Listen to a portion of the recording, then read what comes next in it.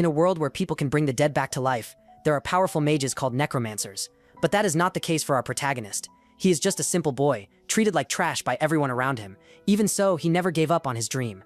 After many attempts, something incredible happens. He finally manages to bring a body back to life. Only this time, it wasn't just any body, it was that of a legendary warrior, strong, brave, and extremely stubborn. She doesn't take orders from anyone, much less from a boy like him, but fate had other plans. Together, they form an unlikely duo and embark on a journey full of battles, challenges, and discoveries. Two opposites, united by the same goal, to become the best warriors in the world. Our story begins with a man sighing. Then, the man with the crown of bones asks for silence, signaling with his hand. He warns Hector to show their strength to the world. Suddenly, a giant monster appears roaring, emerging out of nowhere. The creature lands violently, making the ground shake with the heavy impact. The man activates the power, warning that the poisonous tongue is ready to act. The stitched hands open, showing something bizarre moving inside. A red tongue comes out, unrolling fast and ready to strike. The tentacle shoots out like a whip, attacking the enemy at a speed beyond normal. Those mages were necromancers, who used bodies to create soldiers to fight. That brutal show was the biggest sport of that era, a spectacle of pure strength. The scene shifts to a crowded arena, with the fight raging in the middle of everyone. In the stands, the crowd goes wild, screaming and cheering non-stop. A little boy watches everything, becoming impressed by what he's seeing there. He can barely believe it, thinking the whole scene is complete madness. The story moves forward 17 years, showing the dark city of necromancers. The place is now a dark and dirty room, with some rats walking around. The boy, now grown, performs a ritual asking for eternal loyalty from the body. He recites magical words over the corpse, making the ritual continue. With his hand on the core, he says the final word to finish the spell. A red light explodes with force, releasing powerful energy throughout the room. But the monster's body can't handle it, and the core in its chest begins to crack. The creature falls apart little by little, twisting uncontrollably. The young man becomes frustrated and laments, realizing the ritual failed once again. He analyzes the body, thinking that the reconstruction of the nerves was perfect. Even so, he stays silent, completely disappointed with the result. Then he turns around, accepting that he will have to go back to square one again. The scene shifts, and now he is cleaning a dirty toilet with an old cloth. He scrubs the table hard, breathing deeply from how tired he is of the work. Then a man yells, ordering him to redo the job that was poorly done. A poster announces the War of Bodies, promising a record amount of money for the champion. Then the children scream loudly in class, doing what the teacher ordered. The Skullmaster teaches that the basics of necromancy are at their fingertips. Yuzi trains the scream while cleaning the floor, trying hard to become stronger. But soon a man yells, ordering him to hurry, because he is late with the delivery. The boss keeps shouting his name, making the boy tense with the scolding. We are told that harpy claws are as hard as steel for a reason. They are made of metallic proteins, not just common keratin. Because of that, he studies how to connect the nerves, linking everything with the muscles. Suddenly someone yells his name, and the boy turns around immediately. Without even seeing, he takes a violent punch to the face, being thrown back hard. Fallen on the ground, the woman asks if she didn't warn him to disappear from the city. She looks at the young man with disgust, calling him a worthless trash bastard. The woman asks her partner if that is the trash, and he confirms immediately. It is revealed that he was born in the dump and raised among a lot of garbage. He sees himself as a disgusting piece of trash, remembering how he was raised. The boy stays silent, but clenches his fist with great anger at the humiliation. The woman comments that his father was the same kind of trash, and he inherited that. Memories of his father surface, being called trash and not even human. She says she feels disgusted just looking at him, and wishes he would simply disappear. But the young man glares at her with fury, shouting that he is not just some trash. He states that only he can decide who he will be, no matter the past. The woman continues looking with disdain, not caring about what he said. She then asks if he became a necromancer, thinking he would be accepted by everyone. Yuzu ends up taking a punch from her knight, throwing him against the ground. She mocks him because he doesn't even have a knight and hasn't moved one in 10 years. The monster grabs him, ordering him to stop stinking and disappear from the city for good. She threatens that next time, she will turn him into real trash. On the ground, the boy grits his teeth, pure hatred burning in his gaze. The memory of the master returns, saying that only he decides who he himself will be. The story reveals that the necromancer Raphael was the first to say those words. He was an orphan who entered the war alone, and achieved 6 consecutive victories. With that, he became the supreme human, the most famous guy in the whole world. The boy reflects on that, thinking that he always wanted to be just like him. His dream was to be the best, recognized and applauded by everyone in the world. But the woman's voice returns, asking if he really thought he would succeed. A dark image appears, calling him a worthless piece of trash. The scene cuts to a dark and empty workshop, showing a gloomy place. Outside, the sign reveals it to be a shop for necromancer supplies. The protagonist then enters the place, walking through the corridor full of items. He looks at the products and complains that the quality today is awful. Nothing works. Suddenly, the young man hears a strange noise and turns his head to look. Looking through the door, he is surprised by what he finds in the other room. Inside, a fully bandaged female figure was sitting quietly on the bed. He asks what that is, but the owner says they're just leftovers for disposal. The owner explains that the item was sold 13 times, being a very special material, but no one managed to make the body move, so it was returned every time. The young man asks how it's still intact, and the owner says it's a rare defect. The seller offers a low price since he was going to throw it away, but with no returns. The boy becomes serious, analyzing the situation with a very determined look. He notices the strange hand of the body, and the seller comments that it's something unique. The owner reveals that she was a famous mercenary who broke everything with a punch, but he says that a knight is just a tool, so the past doesn't matter. The young man crosses his arms in silence, thinking seriously about his offer. He then refuses, saying that a defective product is too big of a risk. Leaving the shop, he thinks that trash is just trash after all, right? The protagonist walks away, leaving the seller behind taking care of the shop. But he actually bought it, spending all the money he still had in his pocket. Now he has no money to eat tomorrow, and even less for rent. He thought it was the end, and that the chance of success was almost zero. Even so, he analyzes the details of the body, feeling that something was different. For some reason, he felt that he needed to try with that specific body. The word trash returns in his mind, reminding him of all the humiliation he suffered. But he ignores it, pushing that bad thought far away from there. He holds her hand and promises that they will succeed, no matter what people say. The boy swears that together they will be the best, and applauded by the whole world. With a focused look, he begins the necromancy ritual with total confidence. A strong light explodes from the place, showing that the power was finally released. The red energy surrounds the woman's body, which begins reacting to the spell. He is in shock and asks himself, not believing it, if the ritual worked. Confusion overwhelms him, and he can't understand what is happening. Suddenly, the woman's eye opens, glowing in a frightening red. She then turns to him and coldly asks what he is. To his surprise, the young man becomes paralyzed with fear, shocked that she has her own will now. Not knowing what to do, he lets out a scream of pure terror at the situation. She lunges forward screaming, and the boy responds with a cry of pure despair. He crawls backward, still screaming, unable to believe what is happening. In shock, his first reaction is to grab a cleaver that was on the table. With the weapon in hand, he yells, asking how a corpse can talk like that. Her red eye focuses on him, glowing with a terrifying intensity. Then the core in her chest begins to shine brighter, pulsing energy. The woman clenches her fist tightly, wrapping her hand in a reddish aura. Out of nowhere, an explosion of light shoots to the sky, destroying the ceiling of the place. The scene returns to the dump, where his father asks if he became a necromancer. The dark figure stares at him, mocking the idea of him wanting to be a necromancer. He yells at Yusu that his mother was trash who ruined his life. The father continues the humiliation, saying that the child of trash can only be trash, and no matter how hard he fights, he will never be recognized by anyone. Back to the present, the boy wakes up from the nightmare, breathing heavily. He takes a deep breath in relief, sweating cold after the nightmare he had. The young man realizes it was a dream, the same as always, since a body can't talk, but a voice interrupts him, telling him to consider himself a lucky guy. She explains that she missed the punch because her right leg isn't working. Tired of the noise, she yells, telling him to shut up, because she can't take it anymore. Yuzo ends up falling on the floor from moving too much. He realizes that he is tied up and asks why, wanting to know what she will do, but she throws the question back, telling him to explain what he did to her body.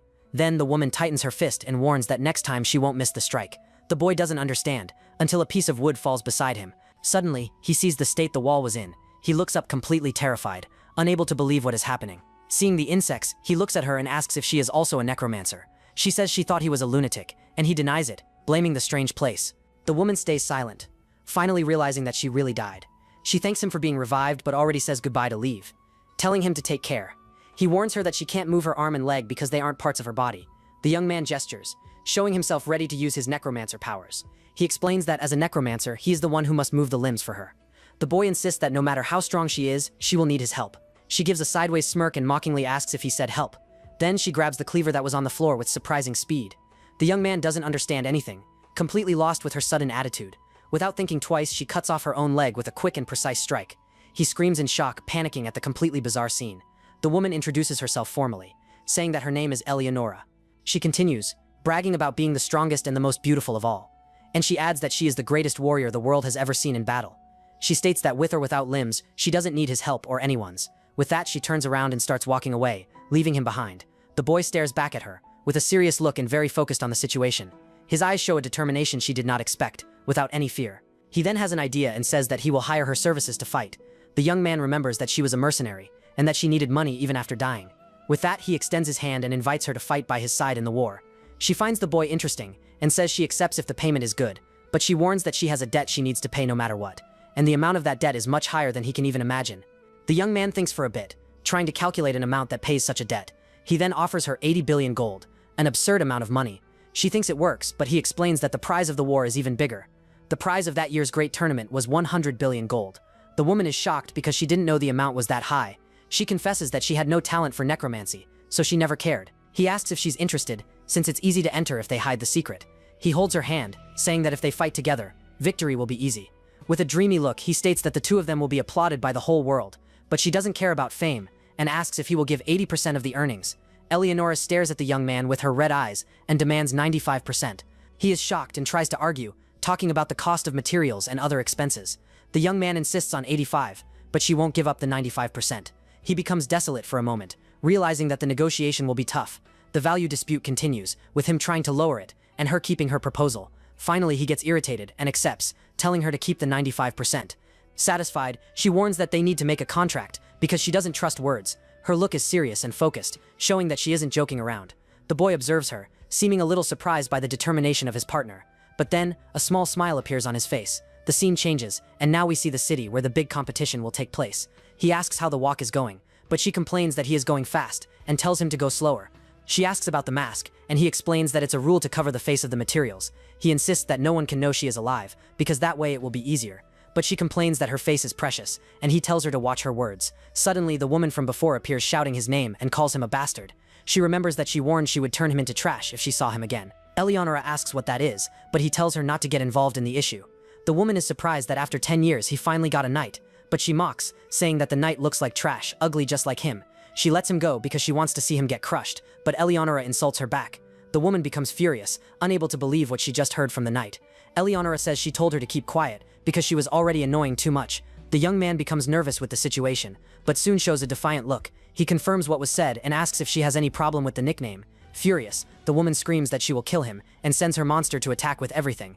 But Eleonora steps in front, preparing to defend the boy from the attack. Eleonora tells him to give support to the right foot, and the boy focuses to help. With that, she charges forward with a powerful punch, covered by a red aura.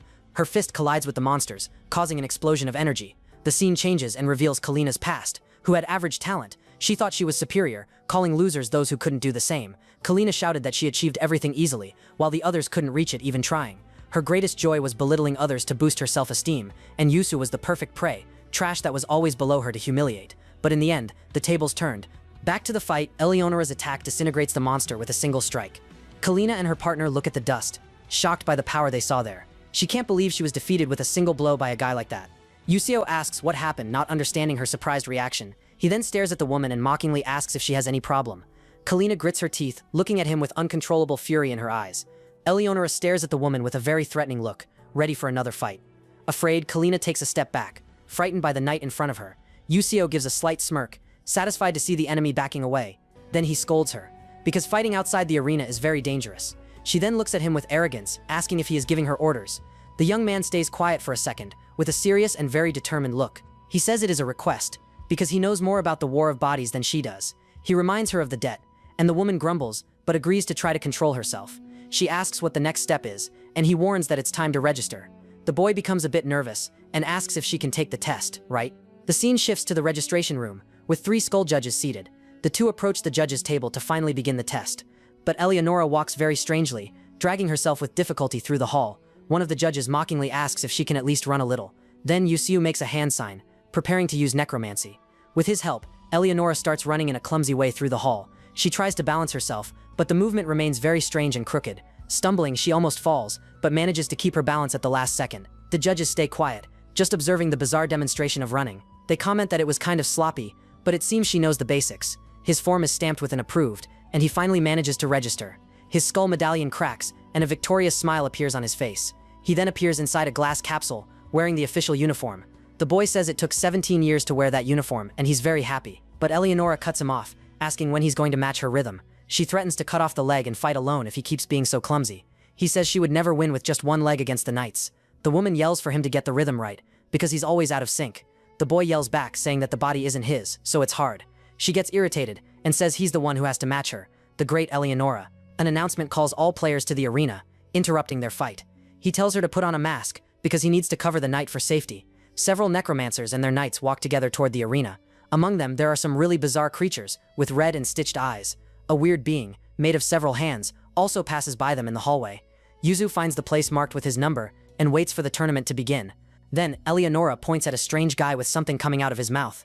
She feels disgusted by the scene, not understanding what that thing was. But Yuzu tells her to stay quiet, because if she causes a scene, he's done for. A mysterious voice says that, unlike the body, names are eternal. The The story explains that names are remembered for decades or even centuries, and some are spoken for thousands of years, living forever in history. The man reveals that he hopes such a person appears in the War of Bodies. With a sinister smile, he truly hopes that happens soon. Then he turns to the competitors, ready to start the event.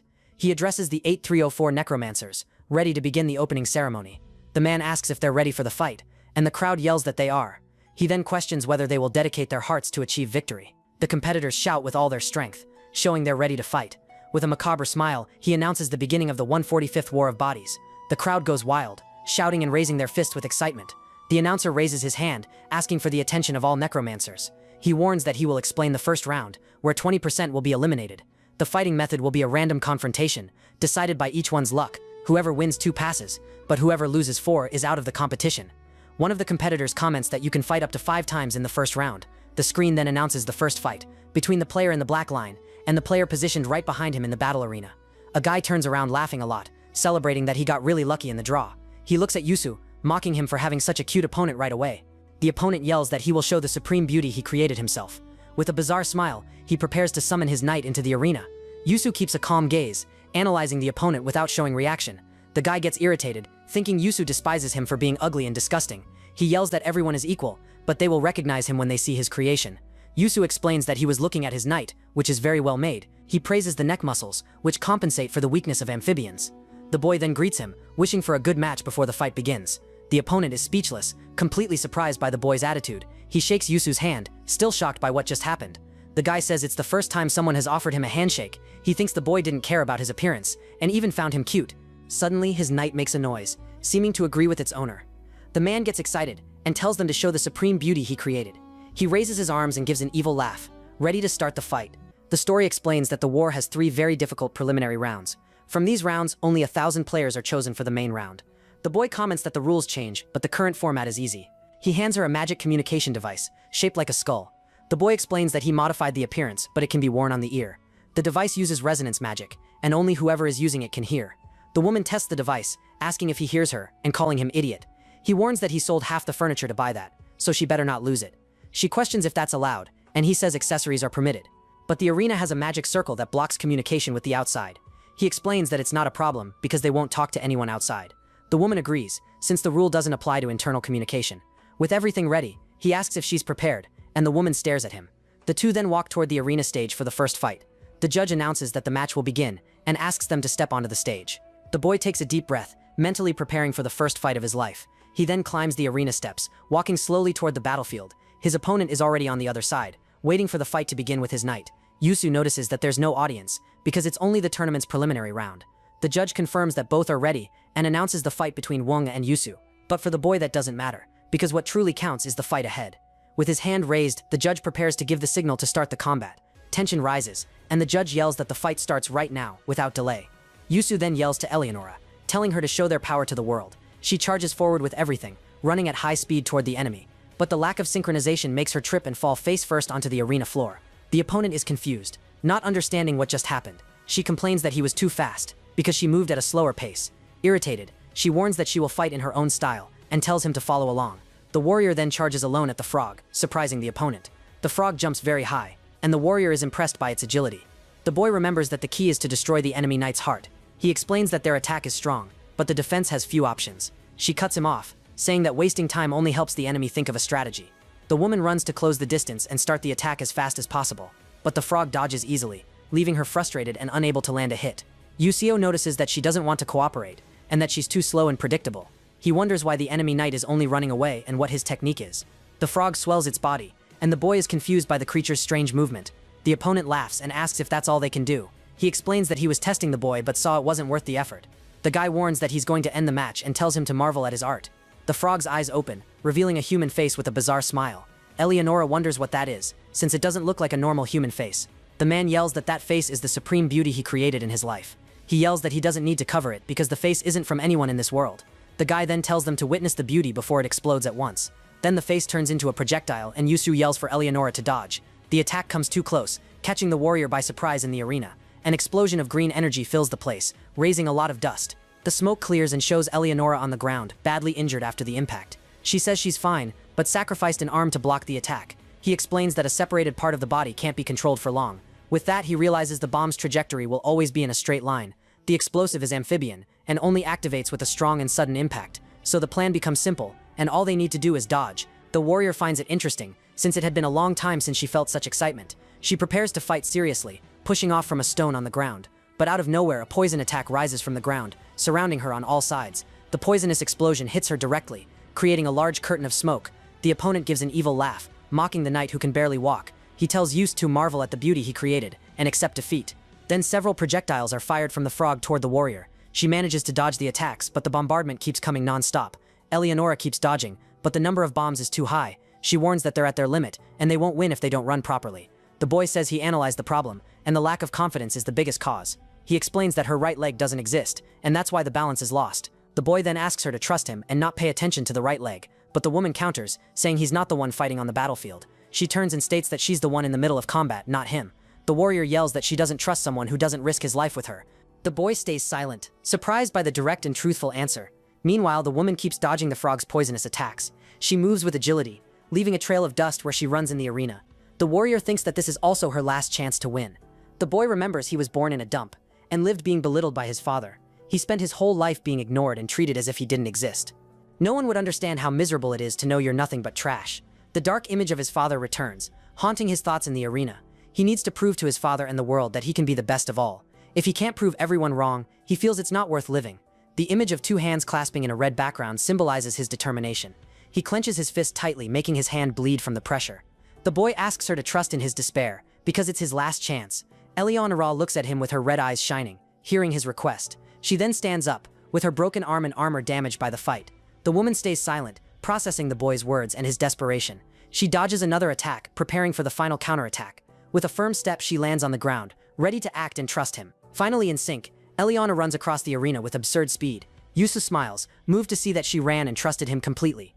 She tells him not to misunderstand, because she doesn't care about his sad past. The woman explains that she's betting he'll save her again, just like before. The running still isn't perfect, and she almost loses balance a few times, but the boy says it doesn't matter, because now they can dodge much more easily. He warns that there are few bombs left, and without them, the frog is just a big frog. The two run together, dodging the knight's final poisonous attacks. The opponent panics, seeing that only 6 bombs are left to attack with. The count continues, and soon only 3 bombs remain for him to use in the fight. The last projectile is fired, and Yusu yells that there's only 1 bomb left. He warns that the bombs are gone, and now is the time for the counterattack. The warrior charges full force at the frog, closing in to strike. She slides on the ground and prepares to deliver the final blow with full strength. With her red fist, she warns that this time will be very different from before, but she notices something strange in the enemy knight's red eyes. Suddenly, the frog's eyes open, revealing more hidden bombs. The opponent laughs and reveals he hid 10 extra bombs inside the body. The frog turns and fires all the bombs at once toward Eleonora. He yells that victory is his, certain that the surprise attack will work. The bombs fly toward her, each with a bizarre human face, but Yusu yells for her to attack downward, not upward as she thought. She understands the plan and punches the ground with all the strength of her red fist. The strike creates a shockwave that destroys the ground and throws rocks upward. The opponent doesn't understand the explosion because it wasn't his attack.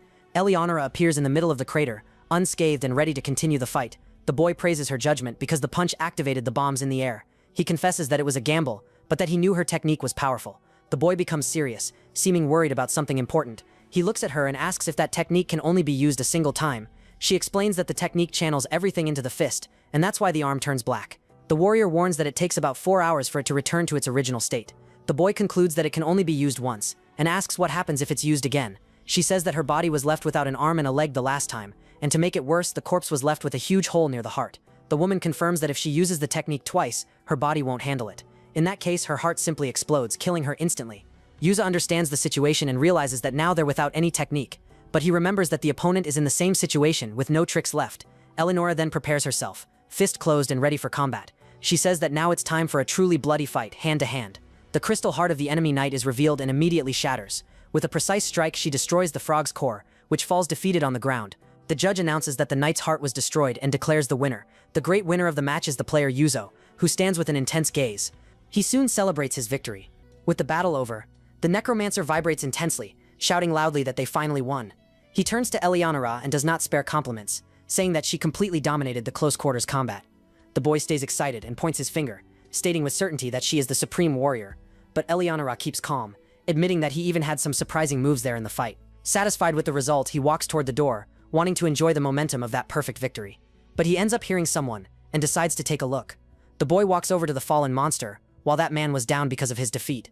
Yusu stares at the man and states that he was a magnificent knight, leaving him totally perplexed by the comment. The man can barely believe what he hears, but Yusu confirms his effort, dropping a however right afterward. With a slightly psychopathic look, he completes the sentence by warning that his own creation was just a little more perfect. The man stands there looking dumbfounded, absorbing those words and staring at the boy without really knowing how to react.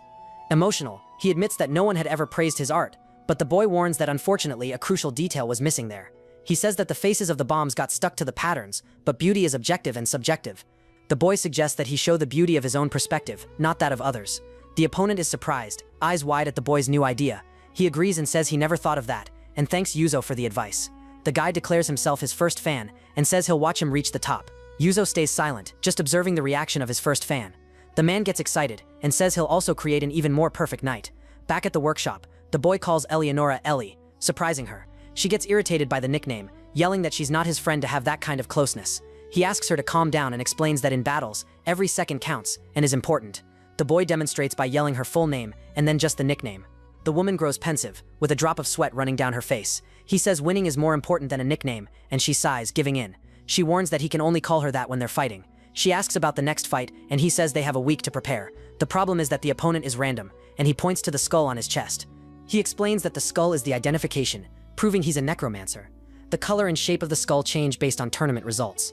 A list shows the ranks, going from bronze to onyx, the rank of the grand champion. She concludes that the higher the rank, the stronger the opponent, but he says no. The boy warns that if they're unlucky, they might have to fight an emerald rank. The woman gets concerned, since fighting someone strong would be a problem now. He then picks up the card to see who their next opponent in the tournament is. The boy is shocked by the name written on the card, completely surprised. Meanwhile, a large man observes the room, and someone says Yusu's name. A woman asks who Yusu is, and the man says he's a rookie in the tournament. The man gives a sideways smile, looking very confident with the information. He says that this preliminary round is going to be very easy to win now. Changing scenes, we see the same man sighing after a fight. The crowd goes wild with the victory of Raul, the impenetrable wall. The announcer shouts that this is his second consecutive victory in the championship. The fans shout Raul's name, sharing the moment of glory with him. The crowd keeps shouting, and the champion gets emotional with the victory. He sweats cold, exhausted after a long and very difficult battle in the arena. His face shows a serious expression, eyes focused on his goal. The scene shifts and shows him vomiting, completely drained after the celebration. Sitting at the table, he calls for Sophie, seeming really worried about something. The woman appears, and he asks what the number of fan letters for that month was. She responds coldly, saying the total number of letters was 12044 in total. He's surprised and notices that this is a 15% drop since last year. Raul asks if the prediction of a 15% drop was correct. He cries, realizing the numbers don't lie, and the prediction came true. The man asks what the media and analysts are saying about his chances. The woman reveals that his probability of winning is only 2.736%. Angry, he curses everyone who thinks he's incapable of winning again. Raul clenches his fist and swears he'll prove everyone wrong about him. He asks if the next opponent is really Yusu, and she confirms the information. Raul says he needs to show an overwhelming difference in power to everyone. He clenches his fist, determined to be so strong that no one will deny him again. Back at the workshop, the boy stitches Eleonora's arm, and she says Raul's name. She warns that he placed 10th last year and can't be ignored. The guy is a very skilled player and has even won the tournament twice. The boy explains that in war there are only two ways to determine the winner. The first is by destroying the knight's heart, and the other is surrendering. He explains that surrender means abandoning the war of bodies completely. The results are recorded, but the next match won't happen anymore for the surrenderer. The woman stays silent, processing the cruel rules of the tournament. She concludes that it's a crazier sport than she thought, a fight to the death. He reminds her that a knight is just a tool, but for her it's different. Having the heart destroyed means truly dying, and this time forever. The boy looks at her seriously and asks what she wants to do now. She asks if he's suggesting surrender just because the opponent seems strong. The woman says he underestimates her, since she spent her whole life killing to pay her debt. She clenches her fist and says that risking her life twice is nothing to her. With a serious look, she warns him never to surrender without her permission. The boy smiles and says he was hoping she would say that because it's their last chance. He stands up, ready to prepare for a fight that might be their last. The janitors get ready for the second match, and one of them complains about the noise. The other warns that Raul is competing, and that's why the crowd is excited. The older janitor comments that his skills have dropped a lot lately. He says Raul will be remembered as a one-time thing and will keep falling. Suddenly, Raul runs past them, leaving both of them surprised. Raul hears the comments but ignores them and keeps going, focused on the fight. He walks toward the arena, ready to face his next opponent. The man repeats to himself that he can do it, trying to fill himself with confidence. With his fist clenched, he states with full certainty that he can win again. The champion enters the arena, and the crowd goes wild at his presence. Eleonora is impressed by the amount of people watching, even though it's the preview. Raul says that the true measure of strength is not how you attack, but how you defend, and his fans shout in agreement with his words. He proclaims himself the Guardian, raising his fist and looking at the stands. The crowd keeps shouting, supporting the champion with all the energy they have. They call him Shield and Wall, praising his defensive skill. The man turns toward the arena, ready to show who he really is. He makes a silence gesture, focusing for the battle that is about to start. With a quick movement, he summons his knight in the middle of the arena. A gigantic wall appears in front of him, showing the impenetrable defense. Eleonora comments that the wall is a combination of several living materials. This combination creates a shield and a living wall, almost impossible to break. The boy warns that a careless attack can damage the attacker's weapon. He says the only chance is to attack the main body behind the wall. She thinks it will be easy, because the wall is big and must be slow. Suddenly the wall reveals itself to be a giant knight that screams in pain. The monster turns around, surprising everyone with its speed and size. He panics and warns that it's dangerous, preparing to use a spell. The wall attacks with a whip, and she uses the hook hand to save herself. The attack throws her far away, and the boy shouts in worry, asking if she's okay. She says the strange arm is useful, despite the difficulty of landing. The boy explains that the biological hook can cover 5 meters at once. He warns that this is their chance, because the wall turned to attack. The woman advances with the hook, using the weapon to climb the giant wall. She reaches the top and says that this is the end, ready to deliver the final blow. The monster opens its mouth, revealing an energy cannon inside. She ignores the warning and prepares to punch, even knowing no one has broken the wall. With a powerful punch, she hits the wall's face with everything she has. The boy is shocked, wondering how that's even possible. The wall disassembles and moves as if it had a life of its own in the arena. He explains that moving a knight is like feeling every capillary of another person. The story shows how the muscles contract to lift the heel. The operation becomes harder the bigger the knight and its parts are. But Raul not only moves the giant mass, he also divides it into pieces. Yuzu becomes tense, realizing that it's the first time he's seen Raul fight like that.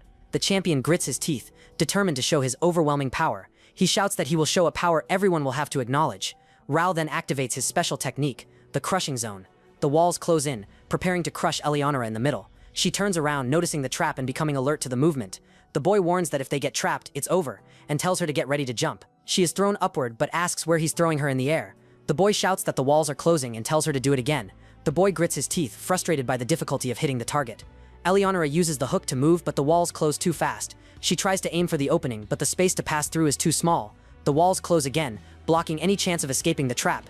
Yuzu is impressed, realizing that Raul controls the arena completely. He warns that there must be a gap, and the warrior agrees to keep trying. She gathers momentum and charges with everything she has, trying to find a flaw in the defense. But the walls close once more, and they end up trapped again. Raul mocks them, asking if they thought they could break his wall. The woman runs along the walls, while the boy searches for an opening on the right. The hook grazes past, and the boy shouts that the attempt was a failure. He looks to the left, but the warrior warns there's no space to pass. She tries another attack, but the hook hits the wall and fails once more.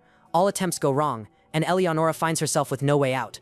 The boy becomes desperate, remembering the crowd and feeling the pressure of defeat. Eleonora's hook breaks, leaving her without her main attack tool. The boy shouts that the hook broke, and that this limits their approach a lot. He faces the wall, feeling the crushing power and the impossibility of winning. Even so, he believes there must be a way to break that defense. The boy repeats the word break, having a sudden idea in the middle of the fight. The woman says their approach is wrong and that no one has won without a condition. The boy asks if the wall is really unbreakable like everyone says it is. She stays silent for a moment, thinking about the question and his plan. He explains that no one has broken the wall, but he heard about an exception. A physical attack knight, as a last resort, managed to crack the wall. But after that, attacking head-on became a strategy out of the question. He says that if they overcome the strongest attack in the world, maybe it's possible. The boy asks if her fist is the strongest, surpassing even that one. Eleonora stares at him with her red eyes, with a determined smile. She says that if that's the basis, then it's worth risking her life to try.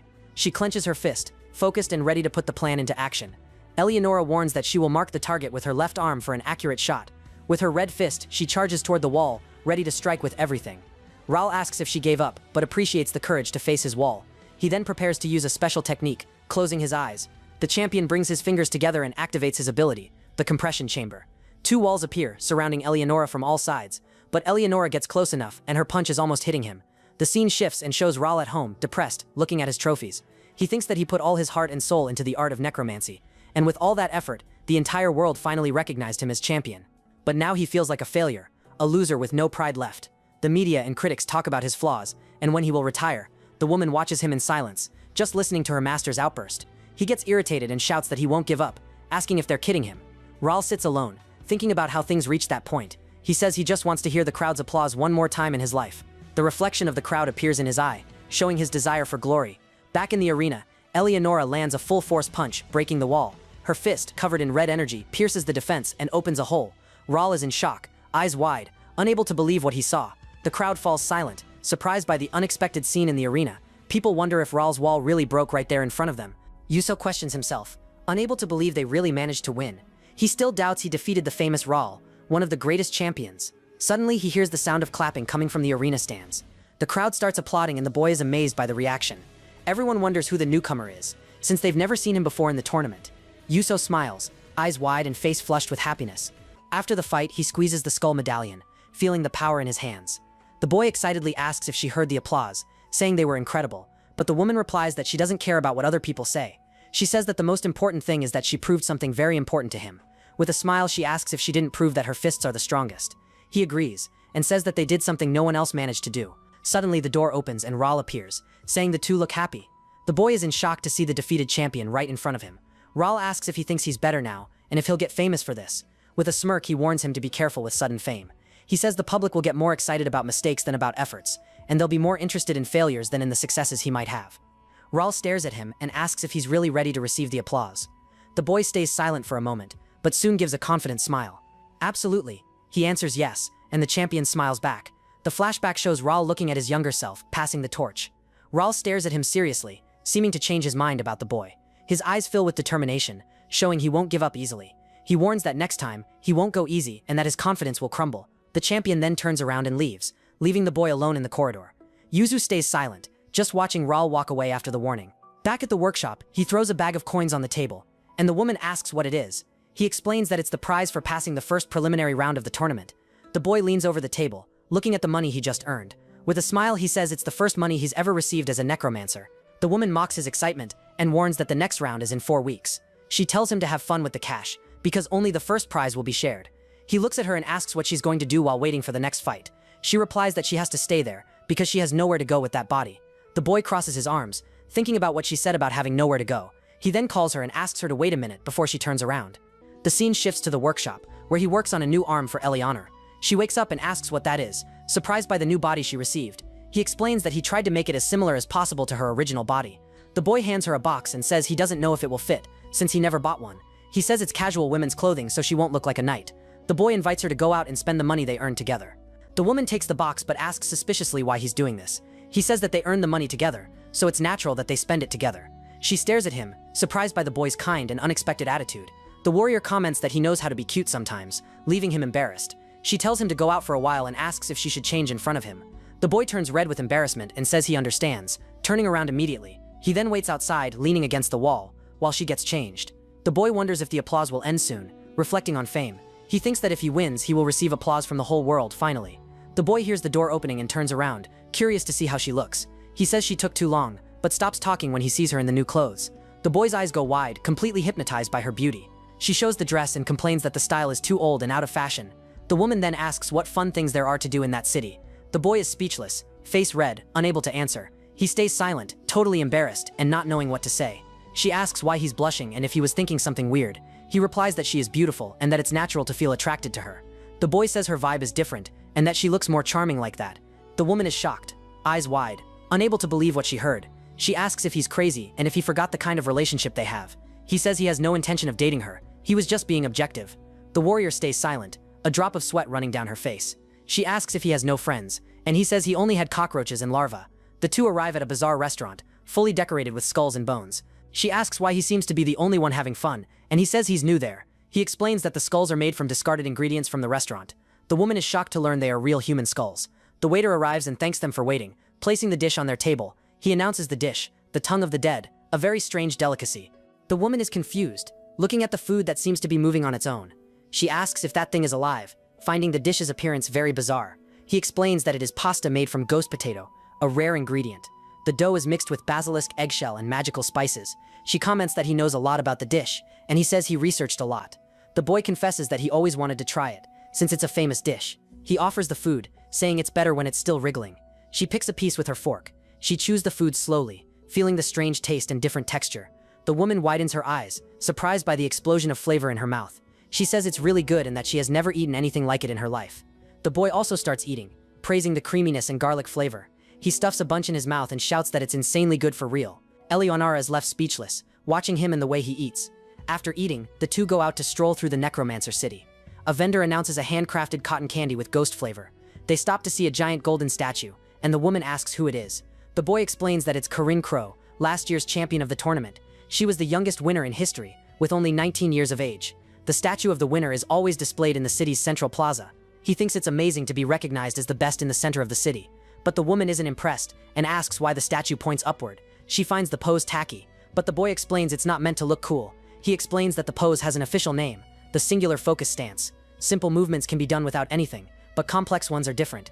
To move multiple muscles, the most effective way is to create a form and focus on it. He demonstrates the pose, focusing the image of the knight in his 2 fingers. Doing this stance means preparing for a serious fight and deciding the mind. She understands there's a reason for the pose and grumbles, thinking about it. The woman says she still thinks the pose is very tacky, even understanding the reason. The scene shifts to a theater, where an actor proclaims himself the king of death. The boy is shocked by the play, completely impressed by the spectacle. He shouts in excitement, and the person beside him asks him to be quiet. The boy replies that it's his first time since he never had money to go. He asks if Eleonora is also finding it amazing, all excited about the play. The woman stares at him in silence, surprised by his childish and happy reaction. The boy smiles, truly having fun for the first time in a long while. She raises a sign with a little smiley face, amused by his excitement. The two keep walking, exploring several places in the city. They stop at a stand selling strange soup inside a cauldron. Eleonora holds a bizarre ice cream, surprised by the appearance of the food. They also visit a mortuary, where bodies are prepared to become knights. He asks what she thought, and the woman complains that they've been walking for 2 weeks already. She comments that the city is more than a place, it's a culture and a lifestyle.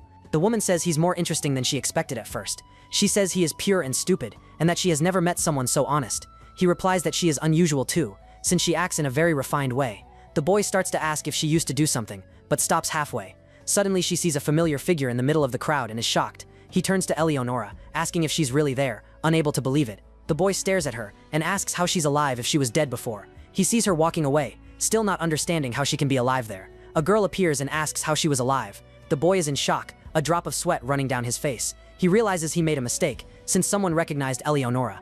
The boy tries to cover it up, saying she is his younger sister, but Eleonora cuts him off, saying they don't look alike at all. He doesn't know what to say, trying to think of a quick excuse. The boy then shouts that she is his wife, Sabrina, surprising everyone. Eleonora is left open-mouthed, completely shocked by his lie. The girl doesn't believe it and says she is definitely the Eleonora she knows. She asks to see the ring, and he says his is expensive and he doesn't wear it outside. He explains that the probability of having a similar face is 0.01%. The boy questions whether she isn't giving too much importance to a coincidence. The girl hesitates, but insists that there's no way not to recognize her. He then suggests asking her directly if she remembers the woman. Eleonora tilts her head to the side, denying that she knows the girl standing before her. The girl panics and asks her to show her wrist to prove who she is. She says that the Eleonora she knew had calluses on her knuckles. But before she could continue, Yusu hits her with a boot in her face. He throws her far, leaving Eleonora and the girl completely surprised. The warrior yells, asking if he's crazy, and the boy says he has no choice and tells them to run. The girl stays on the ground, wondering if a fight will break out right there. Back at the workshop, he asks who that guy was who found them. She explains that his name is Neyron, one of her mercenary companions. The woman says that Neyron is a headache, and the boy asks if he's a rival. She denies it and says she saved his life a few times by accident in the past. And since then, Neyron has been following her everywhere, trying to court her. Yuzo is completely confused, with several question marks in his head. He thinks for a bit, trying to process the information he just received. The boy says he doesn't care, as long as they fight well together, that's what matters. She cuts him off and warns that he understood everything wrong, because Neyron is a man. The boy is in shock, eyes wide open, unable to believe what he heard. The boy becomes thoughtful, with a serious look, analyzing their situation. The woman says that the real problem is the obsession Neyron has for her. She worries that he might be looking for them, or for her body in the city. The boy agrees that this is a problem, even more now that he knows her appearance. He says that if something happens, they need to prepare for the worst possible scenario. The boy suggests forgetting this for now, and focusing on the next match. She agrees, turning her head with a serious and determined expression. Meanwhile, Neyron confirms that Eleonora is alive. Looking at the bandage, he remembers her, his great heroine who saved him in the past. The man looks at the wanted posters, calling her his heroine. He believes that the strange man did something to her, and he needs to save her. Neyron swears that he will sacrifice himself for her, the same way she did for him. He clenches his hands, determined to do whatever it takes to find her. The scene shifts and shows a meeting about the tournament's revenue drop. Someone asks the cause, and another says it's a change in consumer behavior. He continues, saying that attention is focused on a few popular battles. The meeting is interrupted by a guard shouting that he can't enter there. A boy runs in desperately, shouting for the CEO and being chased by guards. He asks them to read the article he wrote, holding a plush doll. The man with the hat gives a sinister smile, observing the chaos from afar. He orders the guards to leave him alone, and the security obeys immediately. The CEO asks what the problem is, and the boy says he couldn't register. He insists that his body moving is part of his battle strategy. The boy squeezes the doll, which starts moving in a very strange way. To prove it, he makes the doll spit a green liquid on the office floor. The man with the hat and the other employees chuckle at the scene. The CEO approaches the boy, who stares at him in fear and expectation. He admits that it was their mistake, and sincerely apologizes for the misunderstanding. The man says they will guide him to compensation, and the boy thanks him, relieved. The boy and the employee walk away, while the CEO watches them from afar. The CEO asks what he found so funny, and the employee apologizes. But the man with the hat glares at him and asks who he thinks he is to decide something. He says that someone who judges human worth is not qualified to be with them. The CEO glares at him with a serious look and tells him to remember that well. With a sinister smile, he says that human strength comes from its deficiencies, and in that sense, he faces the employee and announces that he is fired. The other employees step back, leaving the fired man behind. He stays alone in the hall, in silence, processing what just happened. One of his colleagues says that he had talent, and firing him was excessive. But the CEO replies that if he's passionate, he will return, if not, that's his limit. The employee stays silent, reflecting on his boss's words. The man with the hat also orders the guards who failed the security to be fired. He warns them to gather the team, because the second preliminary will be unlike anything before. With a cornered smile, he seems to have a very bold plan in mind. The scene cuts to a crowd shouting Yusu's name. The boy dreams he is in an arena, with a crowd of dolls applauding him. He raises his arms, happy, enjoying the moment of glory in his dream. But a voice questions him, asking if that is enough to be special. The shadowy figure of his father appears, calling him a piece of useless trash. The monster says that his mother was trash, even more useless than anyone, and continues, saying that trash only gives birth to trash, and he is nothing more than that. The boy yells that he is not trash, with his face full of anger and determination. He swears that he will reach the top, and tells his father to just wait and see. The boy yells that he will prove to the world that his father was wrong about him. But the shadowy figure laughs, doubting that he can do that. The monster squeezes his neck, and one of his eyes bursts suddenly. The boy wakes up screaming, with his hand on his neck, feeling the pain from the dream. He takes a deep breath, sweating cold, still scared by the nightmare he had. Suddenly, he hears a noise and turns his head, with his eye wide open. The boy sees Eleonora sleeping peacefully on the bed next to his. He approaches her, as she sleeps peacefully with her head on the table. The woman wakes up startled, yelling that he finally showed his claws. The boy falls to the ground, confused, while she grabs him by the shoulder tightly. He asks her to turn him into the best, the kind that no one ignores. The boy cries, saying that he can't stand being underestimated by everyone anymore. Eleonora stays silent, just watching his desperate outburst. She places her hand on his back, trying to calm him down in the middle of the crisis. With a sigh, she seems to understand the pain and suffering he feels.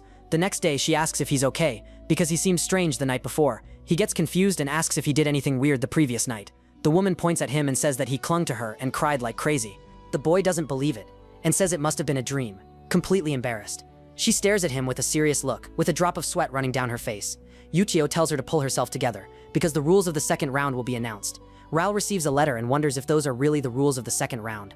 The woman confirms that the announcement was official, leaving Raul worried. He realizes that if he loses once, it's the end of the game for him in the tournament. The champion's eye widens, with a drop of sweat from how tense he is. Somewhere else, a man sitting on a throne finds the new rules interesting. He gives a cornered smile, seeming amused by the change in the game. Several competitors receive the red cards with the new rules. The players read the instructions, curious to know what changed in the tournament. Yuze reads the card and curses, surprised by what's written. He warns that the news is bad, and Eleonora asks what happened. The boy explains that the fights will be in teams of 3, in a best-of-3 system. She says that this puts them at a disadvantage, because communication is already difficult. He agrees, but warns that the real problem is how the teams are formed. The boy reveals that only one person with gold rank or higher is allowed per team. The woman concludes that this means more fights among high-rank players. She wonders if they're prioritizing team balance instead of the strongest. He says that it seems they're trying to boost new players on purpose. The woman asks how they're going to form a team with these new rules. The boy reveals that the method of team formation is very specific. In the plaza, several players raise their hands, asking to form a team. He explains that the formation is based on individual negotiation between players. The place gets crowded, and he warns that they have 3 days to form the team. After that, they just fill out the form and hand it to the tournament staff. She asks if he has someone in mind, and he tells her to wait and see.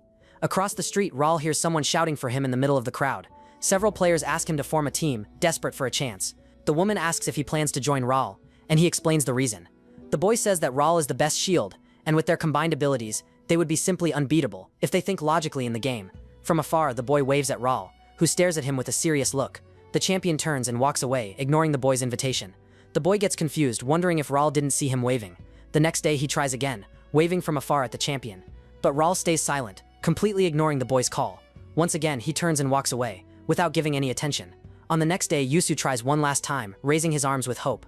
Raul stares at him with a serious look, seeming irritated by the insistence. He says that he would not lower himself to the point of joining someone like him.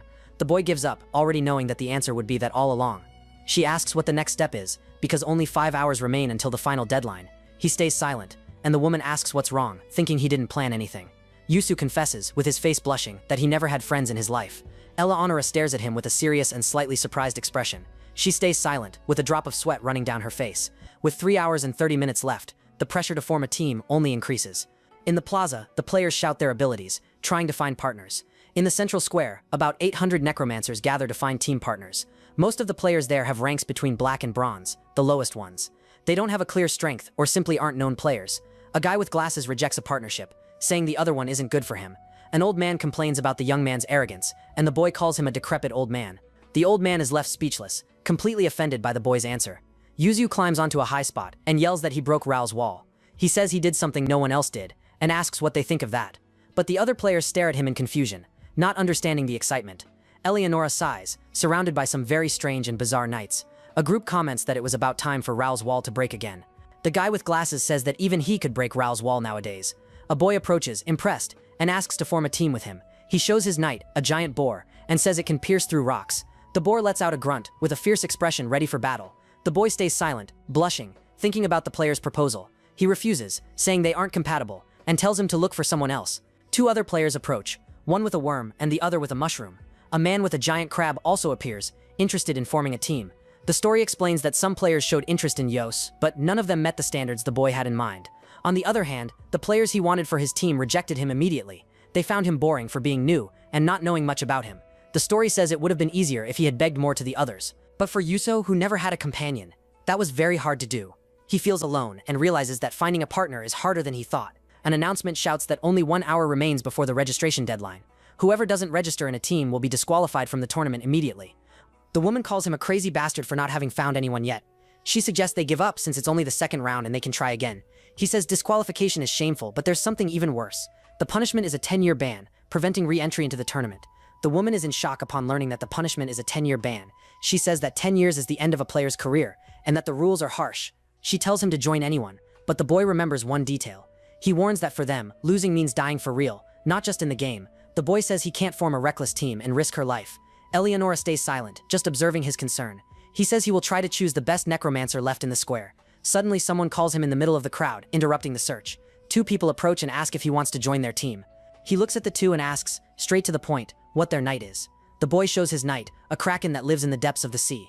The kraken can block vision, and the bat can interfere with signals. Yuzu analyzes and realizes they are the missing defense and long-range attack. He notes that they are silver and bronze, the best option at the moment. The boy asks why they chose him, and he says it's because of his strength. The player extends his hand and says they needed someone with a powerful attack. Yuzu stares at the extended hand, thinking about the proposal and the team's future. He accepts the invitation, and the 2 shake hands, sealing the new partnership. An announcement shouts that only 20 minutes remain until the registration deadline. The 3 sit down to talk, and the guy asks if the technique is only once. The boy explains that it's once every 4 hours, but guarantees the destruction of one enemy. The new partner finds it risky, but if something goes wrong, they'll cover him. He warns that it's not the only technique, because his knight excels in combat. The player agrees that the power is attractive, and asks about coordination. Yuzu gets embarrassed, not knowing how to answer about battle communication. He brings his hands together, thinking of a way to explain the situation to them. With 8 minutes left, the time to decide on a strategy is getting even shorter. The boy suggests making a list, since the discussion isn't flowing very well. Suddenly, the red-haired partner says she needs to go to the bathroom. She runs off and says she'll be right back, leaving the 2 alone at the table. Yuzu looks confused, looking to the side, not understanding the girl's hurry. With 4 minutes left, he worries about why the partner isn't coming back. The boy squeezes the partner's hand, who agrees, seeming very nervous. The guy wonders what's taking so long since time is running out. Suddenly, Yuzu realizes something and widens his eyes in shock. He kicks the chair and stands up, running angrily toward the door. The boy curses, realizing he was tricked by the 2 team partners. Kalina and the others appear, mocking and asking if he thought it would work. He shouts her name and asks if those were her team partners. The woman laughs and says dirty tactics are common, and that this shows his lack of skill. She calls it failed negotiation, and reminds him of the promised compensation. Kalina says everyone has already formed their teams and congratulates him. With an evil smile, she glares at him and says he has been disqualified. She says he acted without knowing his place, and that now they don't need to see him anymore.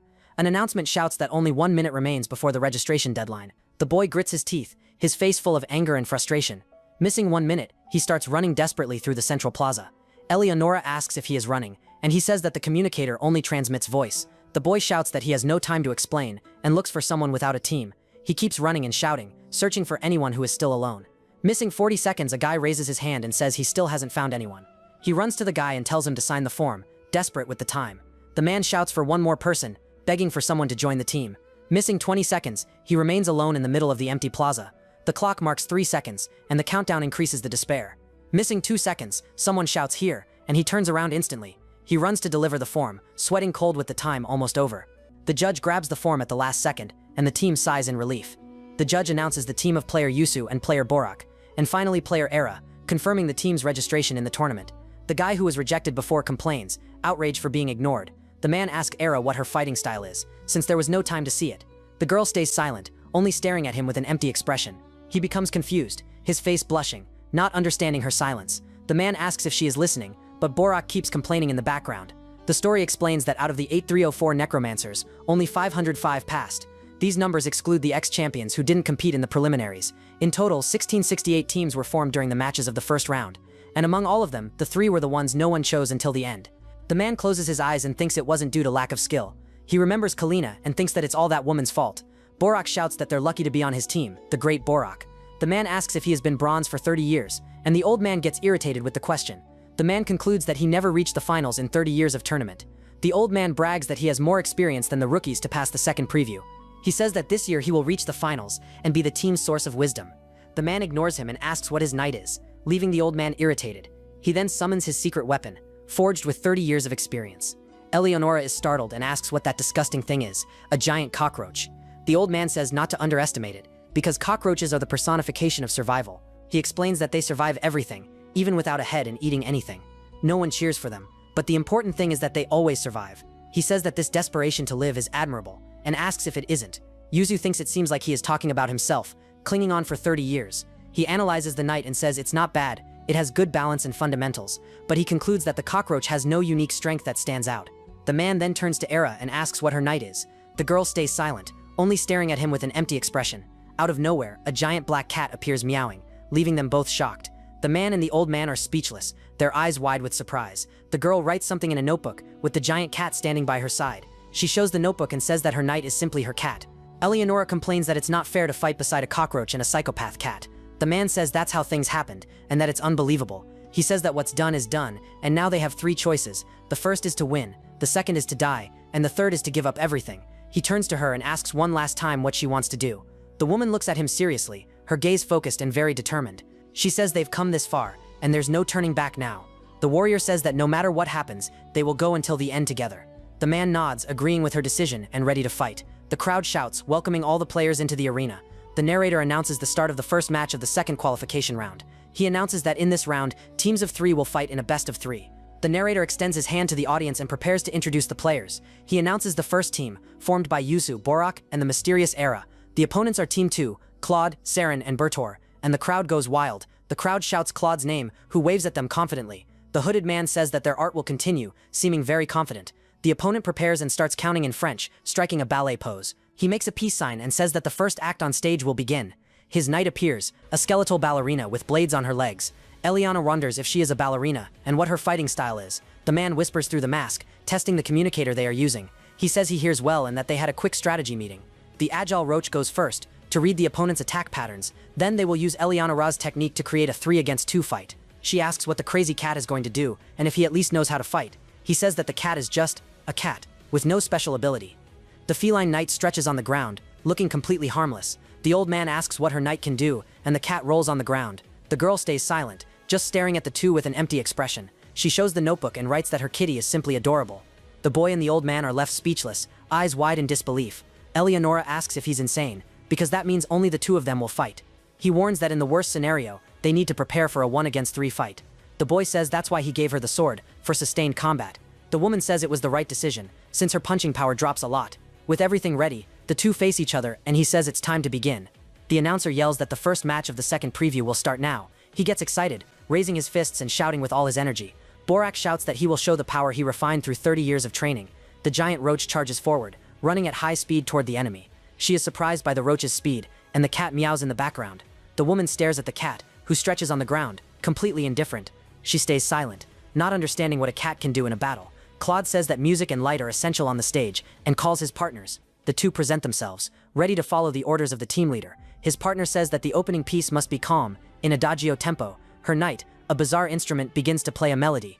The other partner increases the light, and raises the vertebrae of his knight. His knight, a creature with a single eye, takes on a strange form.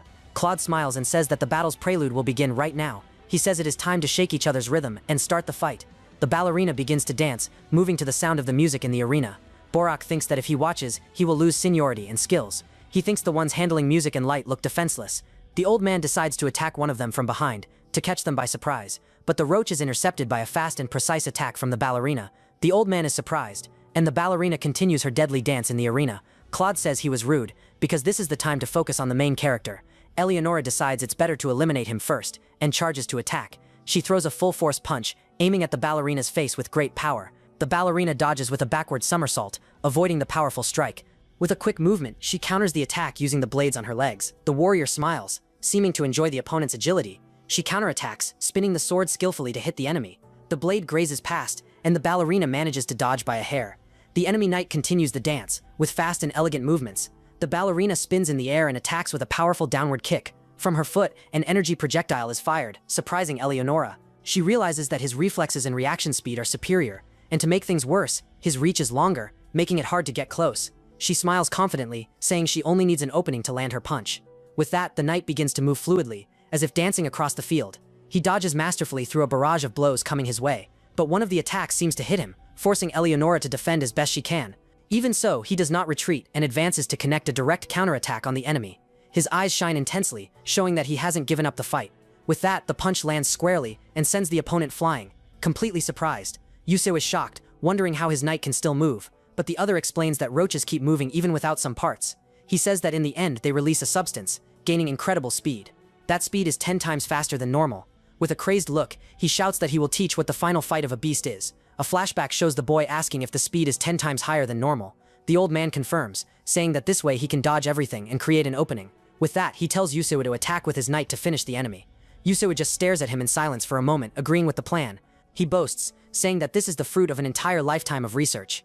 With a powerful shout, he reveals the name of the technique, Annihilation Run. In his imagination, a red knight charges forward with everything, ready to attack.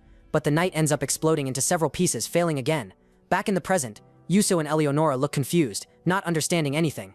The boy then turns to the old man, gesturing in disbelief at what happened. Borak sighs in defeat, admitting that now they're completely screwed. Meanwhile, the ballerina lands gracefully on the ground, victorious after the fight. Revolted, Yuseo asks if he's joking, since the technique has never worked. The old man stammers and confirms it, but says he thought this time it would work. Yuseo thinks that if it worked, it would be an incredible weapon and very hard to stop. The boy thinks that if the technique worked, he wouldn't be bronze for 30 years. Then Claude mocks them, finding that whole performance very poorly done and weak. He asks the enemies to act like villains, because that's how the protagonist shines. With a serious look, he says he expects a much better performance in the next act. Then he announces the second act, and his knight spins in the center of the arena. Claude makes a signal, warning that it's time to speed up the rhythm. The ballerina starts spinning much faster, releasing a powerful red aura. Seeing the danger, Eleonora curses and decides to retreat for now to protect herself. She runs through the arena, dodging the attack that chases her at high speed. His partner warns that they're increasing the rhythm, changing the battle's music. She warns to be careful, because one specific note of the music is very destructive. Then the instrument fires a burst of blue energy with absurd power. The attack hits Eleonora head-on, throwing her backwards with a strong impact. She's hurled violently against the wall, which cracks entirely from the blow. Even injured, she rises from the ground, and her eyes shine with a red aura. A beam of red light shoots from the knight, striking Eleonora with full force. The partner explains that with the rhythm, the heat increases, and this is the melting ray technique. He warns that the duration is short, but if the light hits for more than 3 seconds, the enemy's flesh will simply melt, with no chance of escape. Yuzu panics, trying to control the warrior to get her out of the attack's aim. She runs across the arena, but the red beam chases her non-stop, almost hitting her. Suddenly the blue burst hits her again, throwing her far with the impact. She crashes to the ground, sliding across the arena without being able to get up properly. But the warrior uses her sword as support, steadying herself to return to battle. Seeing the scene, Borak yells that it's over, because there's no way they can win now. She thinks she's going to die without doing anything, and that she needs to create an opening somehow. Then Yuzu tells her to use her fist and punch the ground at a 45-degree angle. With her red fist glowing, she prepares to follow the boy's plan. The punch cracks the entire ground, raising an explosion of rocks and heavy dust. The opponents are shocked, not believing the destructive power of that blow. He thinks the technique concentrates power, but it's hard to land on the enemy. But with this, he changes the shape of the ground and manages to hinder the attacks. She uses the terrain to fight, dodging and blocking the ballerina's blows. The warrior advances with a quick slash, using the debris to move. Then she jumps from one stone to another, cornering the opponent in the arena. The blades clash with force, and Eleonora's eyes shine with anger. She gives no respite and continues the attack, taking advantage of the lead she gained. With a direct punch, she hits the ballerina's chest with brutal strength. The blow sends the enemy backward, breaking her defense once and for all. Claude panics and yells for his partner to support the knight now, but the musician complains that the debris is blocking the angle of his attack. Claude becomes furious, because there's no more space to move and he's cornered. The ballerina realizes that at this pace, her defeat is only a matter of time. Even being hit in the arm, Eleonora prepares for the finishing blow. With an insane look, Yusu yells not to make him laugh with that talk of defeat. With her fists clenched, Eleonora asks angrily how she dares to face her. Yusu yells in fury, asking who the opponent thinks he is to speak like that. With a devastating punch, she destroys the ballerina's core, breaking everything on impact. Claude and Borak are left speechless, completely shocked by the twist in the battle. The ballerina's body dissolves, and Eleonora stands victorious over her enemy. She then turns and asks if now is the time to hunt the rest of them in the arena. It is questioned what a knight truly means to a necromancer. For some, it is just a heap of flesh, a body that moves with no will. For others, it is a monster turned into a weapon of war, made only to fight. But for a minority, they are something beautiful, a work of art created with care. A flashback shows Claude admiring the legs of his knight, finding them perfect. He runs his hand along her leg, with a look full of admiration and deep affection. Then he asks his beloved to make him shine on the stage once again like before. It is explained that to him, the knight was a second self, loved above all else. Back in the present, he screams her name, Fanalov, with the pain of loss. Desperate, he falls to his knees on the ground shouting no, unable to believe it. Fallen on the ground, Claude mutters in pain, and the medics are called to help. But one of them says it is just shock, and tells them to continue the match without delay. His partner stares at him, with a serious look fully focused on the next fight. The other says they lost power, and that now they have a good chance to win. He then prepares himself, announcing that the angle of the knight's spine is rising. Then the one-eyed monster stretches its spine, becoming taller in the arena. The necromancer explains that he can see the entire world through his knight. The creature's vision shows the whole arena distorted, with a wider field of view. He thinks it is foolish for her to approach from the front, and on top of that, with no weapon. With a tense face, he activates his special technique, the powerful fusion light. The monster's eye fires a red beam, surrounding Eleonora from every side. Well guys, we're stopping here, but don't forget to leave a like and comment part 2 if you want a continuation. See you next time.